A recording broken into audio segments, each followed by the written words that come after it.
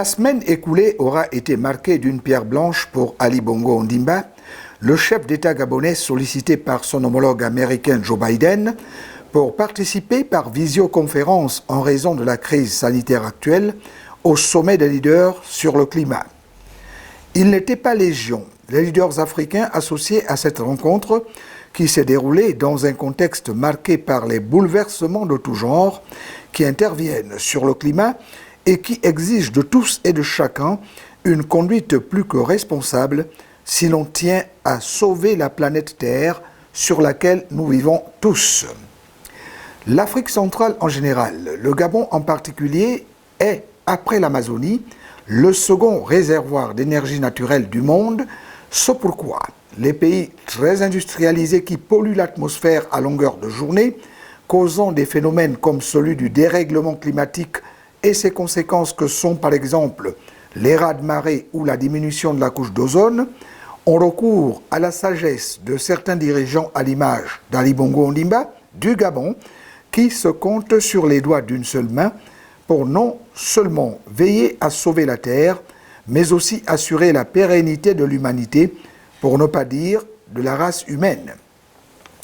Ce n'est donc pas rien si le président américain Joe Biden a tenu à associer et à entendre sur ce sujet très sensible, surtout de nos jours, son homologue gabonais Ali Bongo Ondimba, dont le pays fait beaucoup pour répondre aux attentes internationales en matière de sauvegarde de l'environnement.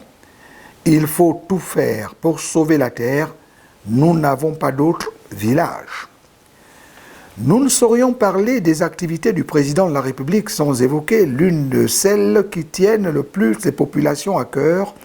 à savoir l'amélioration de leurs conditions de vie qui passe aussi par une meilleure desserte en eau potable.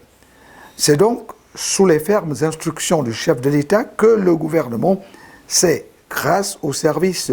de la Société d'énergie et d'eau du Gabon, SEG, acquitté du devoir de doter les populations du 2e arrondissement de Franceville, dans la province du Haut-Ogooué, d'un suppresseur d'eau qui va profiter à 235 000 Gabonais supplémentaires qui vont enfin utiliser une eau potable courante et de facto constater une amélioration significative du service. Il faut noter que Franceville est la 2e étape en fourniture d'eau potable après Libreville, la capitale, un projet qui s'étendra à toutes les autres provinces. Dans le cadre des audiences, Ali Bongo Ondimba a reçu Siméon Oyono Essono Angué, ministre équato-guinéen des Affaires étrangères et de la coopération, porteur des messages de son homologue équato-guinéen Teodoro Obiang Mambanzoo, dans lequel ce dernier transmet les remerciements de son peuple et de son gouvernement pour l'importante contribution du Gabon suite aux explosions survenues à la caserne militaire de Nkouan Thomas à Bata. Il faut enfin rappeler le message de condoléances adressé par Ali Bongo Ondimba au Tchad suite à la mort par assassinat du président Idriss Déby Itno. À cette occasion, le président gabonais a écrit « Le maréchal Idriss Déby Itno est mort comme il a vécu, mes condoléances les plus attristées à sa famille et au peuple tchadien. Dans cette épreuve douloureuse, le Tchad pourra compter sur l'entière solidarité du Gabon. » Fin de citation.